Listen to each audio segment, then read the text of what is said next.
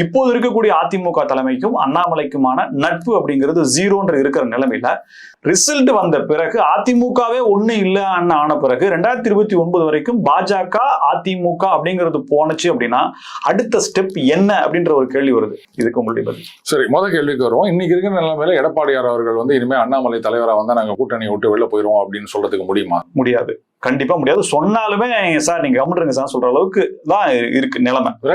அப்படியா? எனக்கு தெரிஞ்சு அண்ணாமலை பாஜக தலைவராகுவதற்கான எதிர்ப்பு ஜீரோ அப்படின்ற மாதிரி தான் நம்ம எடுத்துக்கணும். சரியா? சோ அந்த இஷ்யூவை நீங்க விட்டுருங்க. அடுத்தது இனிமே அதிமுக இது பாருங்க, உங்களுக்கு நீங்க 27 கொடுத்தோமா, பார்லிமெண்ட் எலெக்ஷன்ல 3 கொடுக்குறோம் 4 கொடுக்குறோம் அப்படின்னு சொல்ல முடியுமா? பாஜக, அதாவது அமித்ஷா அவர்கள் என்ன சொல்லிட்டு போனாரு, இங்க தமிழகத்துல என்டிஏன்னா இவர் தலைமையில் தான் கூட்டணி, அவர் தான் முடிவு எடுக்கணும் அப்படின்னு சொன்னாரு. இனி வருகின்ற காலகட்டங்கள் அந்த மாதிரி நடக்குமா? பாஜக பார்த்து தான் இனிமே கூட்டணி முடிவுகளை எடுக்க வேண்டும், யாருக்கு எவ்வளவு சீட்டு அப்படின்றத.